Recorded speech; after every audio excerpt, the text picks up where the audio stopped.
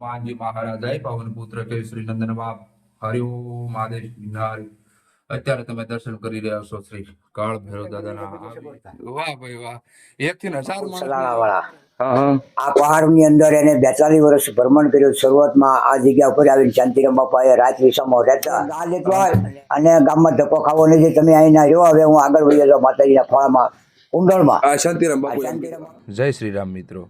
અત્યારે આપણે જઈ રહ્યા છીએ એક એવા મહંત જ્યાં ઘેરઘુર ડુંગરામાં આવા જંગલમાં જે પોતાનો દેહ ગુમાવ્યો છે. હા મિત્રો, એવા એક મહંત શ્રી શાંતિરામ બાપુની જગ્યાએ હા મિત્રો, આ જગ્યાનું નામ છે માકડા હનુમાનજી મહારાજનું મંદિર.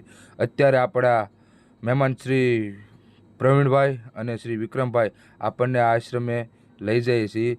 ચાલો મિત્રો, તો અત્યારે આપણે આ આશ્રમના દર્શન કરીશું, હનુમાનજી મહારાજના દર્શન કરીશું અને આ મંદિર વિશે થોડુંક જાણશું કે શું છે આનો ઇતિહાસ. હા મિત્રો, આ જગ્યા આવેલી છે બગડાણાથી માત્ર 7 થી 8 કિલોમીટરની રેન્જમાં, જ્યાં નવા ગામ કહેવાય છે ત્યાં. તો ચાલો અત્યારે જય શ્રી રામ.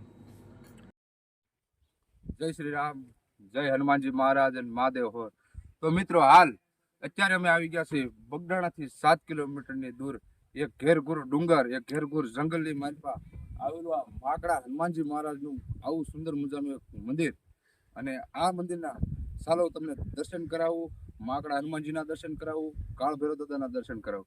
ચાલો જય શ્રી રામ મિત્રો. અત્યારે અમે આવી ગયા છીએ માકડા હનુમાનજી દાદાના મંદિરે. જોઈ શકો છો તમે, આવી એક પ્રકૃતિના ખોળામાં આવેલું એક આ માકડા હનુમાનજી દાદાનું મંદિર જોઈ શકો તમે. ઘેરઘોર ડુંગરો અને કાંઈ ઘટે નહીં બાપુ. ફરતી આવી ડુંગર ગાળી અને આવું એક જંગલની અંદર આવેલું આ માકડા હનુમાનજી દાદાનું મંદિર જોઈ શકો છો તમે.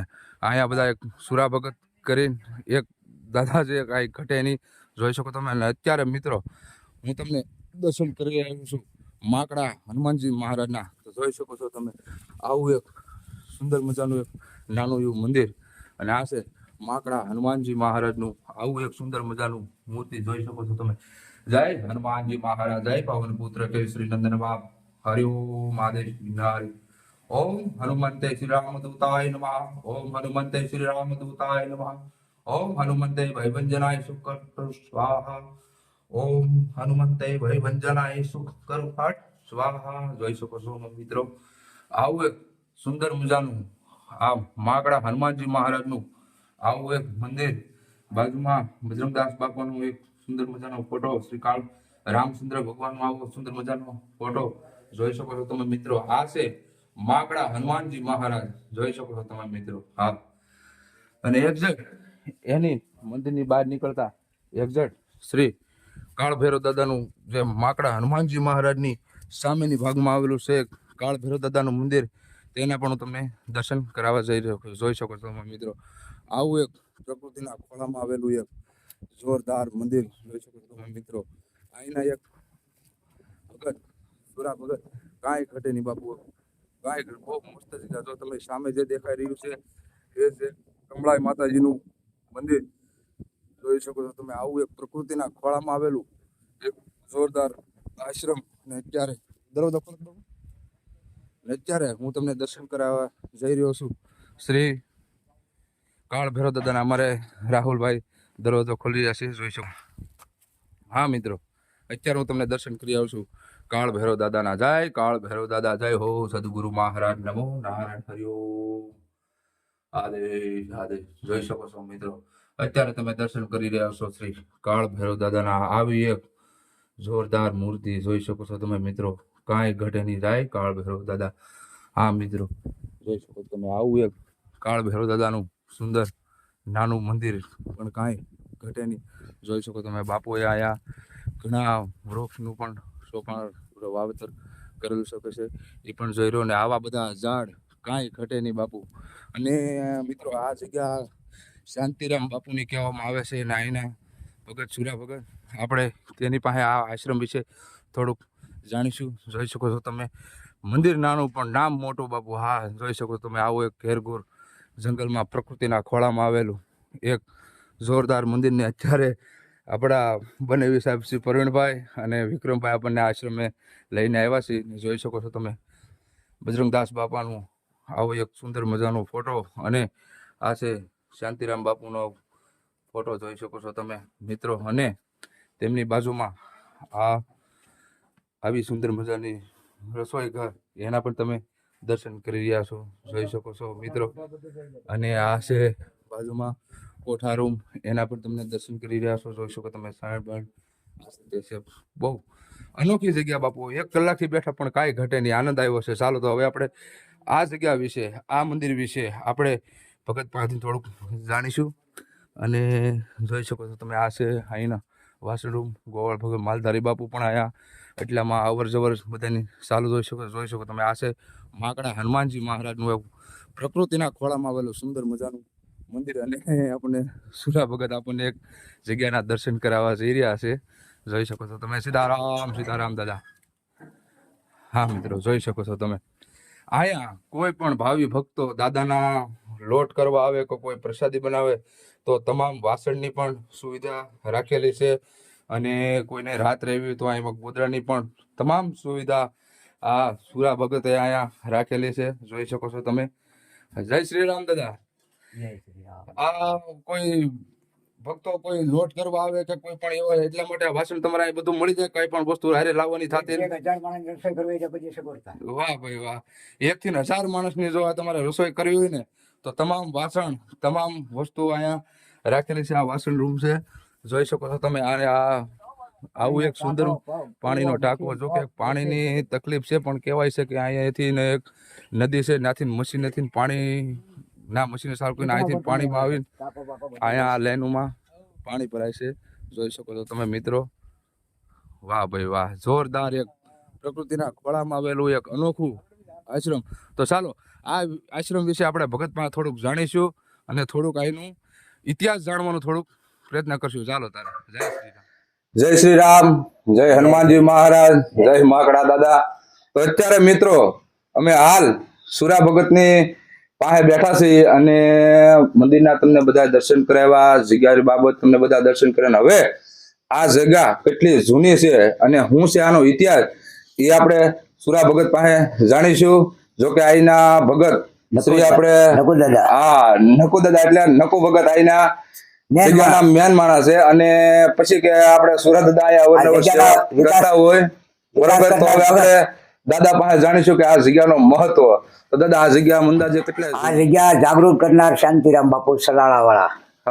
આ પહાડની અંદર એને 42 વર્ષ ભ્રમણ કર્યું. શરૂઆતમાં આ જગ્યા ઉપર આવીને શાંતિરામ બાપા રાત વિસામાં રહેતા અને દિવસે ગામમાં વયા જાય, રાત્રે અહીંયા હોવા બેહવા વયા હતા. અને આ જગ્યા જાગૃતિ શાંતિરામ બાપાએ કરી. પછી એ ભગત ગુરુઆશ્રમમાંથી મજૂરી કરવા અહીંયા આવતા બગડાણાથી, અને અહીંયા પાણીનો પરબ કેડીને કાંઠે બનાવ્યું. અને મજૂરી આખો દી કરે, હાલે ઘરે વયા જાય. એમ કરતા બાપુને એને મિલાપ થયો. અને જૂના સેવક ગણો કે શિષ્ય ગણો તો એ નકુ ભગત પોતે મેન માણસ, એ બાપુના મેન સેવક. અને છેલ્લા એવા અહીંયા 7 વર્ષ મજૂરી કરી. પછી બાપાએ કીધું કે ભાઈ એક ગા લેતો હોય અને ગામમાં ધક્કો ખાવો નથી, તમે અહીંના રહ્યો, હવે હું આગળ વહી જાઉં માતાજીના ખોળામાં કુંડળમાં. શાંતિરામ બાપાએ કીધું. અને ભગતને કીધું કે કોઈની પાસે લાંબા જ કરવાનું નહીં, આ તો હનુમાનજીનું સાનિધ્ય છે અને અવારનવાર આકાશરૂજી હાલ્યા કરશે. આજે આ જગ્યા બાંધે. પછી 26 વર્ષ થઈ ગયા. પછી ભગતે આજે કૂવો ગાળ્યો અને આશ્રમમાંથી થોડોક સપોર્ટ મળ્યો. અને ગુરુઆશ્રમ બગડાણાથી થોડોક સપોર્ટ મળ્યો એટલે કૂવો બંધાવી દીધો, બાપા દાદાનું મંદિર બનાવી દીધું. અને આજ પછી 26 વર્ષ થયા. હજી ભગત જરૂર ખાસ અંગત કામ હોય તો જ ગામમાં જવાનું, નકર કોઈ પાસે લાંબા નહીં, કોઈ ઘરે જવાનું આશ્રમ ને ભલે આ જગ્યા.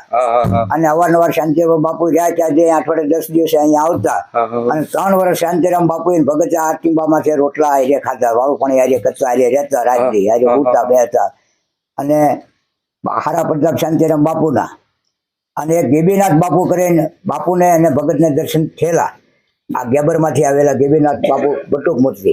આ જૂનામાં જૂનો ઇતિહાસ અહીંનો એ. એટલે કૂવામાં અખંડ પાણી, પહાડનું પાણી, પથ્થરનું મીઠું પાણી, ગમે એવી રસોઈ રાંધો તો હજી કોઈ વસ્તુ રહી નથી. 1 થી 1000 માણસ અહીંયા જમાડવો હોય તો પણ જમી શકે. પાગરણ, વાસણ, એટલી બધી તમામ વ્યવસ્થા. પછી ભગત આપણે માનો કે કોઈ થાળ કરવો હોય તો વાસણની બધી સુવિધા તમારે અહીંયા. પછી તમે કેટલા સમયથી ભગત આવો છો? ભગતની આજ મારે 18 વર્ષ જેવું થઈ ગયું છે. 18 વર્ષ.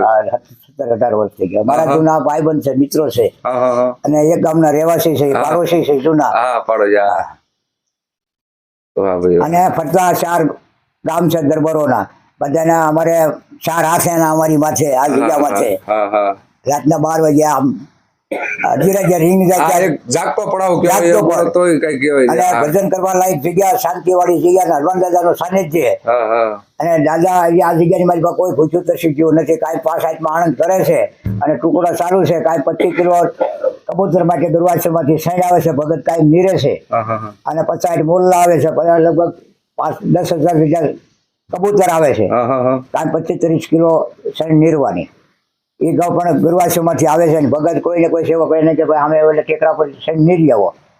વાહ બાપુ વાહ. આ જૂનો ઇતિહાસ આનો એ બોલાય છે. હા હા પછી એક માકડો હનુમાન દાદાની જગ્યામાં એક વાંદર ભગત આવ્યા હતા.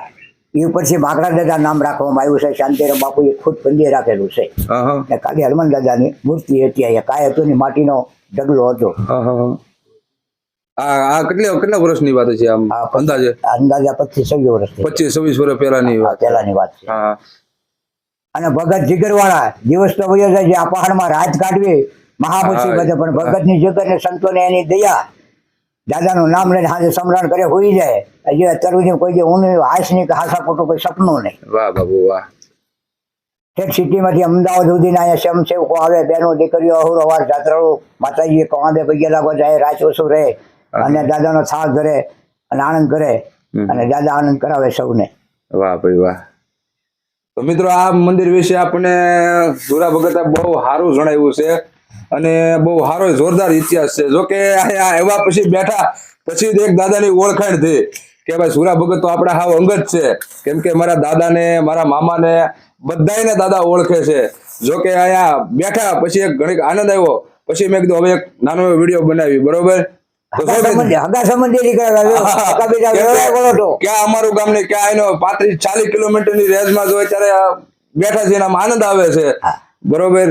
જો મિત્રો આવા જ આશ્રમના વિડીયો જોવા માટે અમારી ચેનલને લાઈક, શેર ને સબસ્ક્રાઇબ કરવાનું ભૂલતા નહીં. અને અવારનવાર આવા વિડીયો તમને, આવા સંતોના, આવા ભક્તોના અમે તમને દર્શન કરાવતા રહીશું. જય શ્રી રામ. જય શ્રી રામ. જય મગળા દાદા.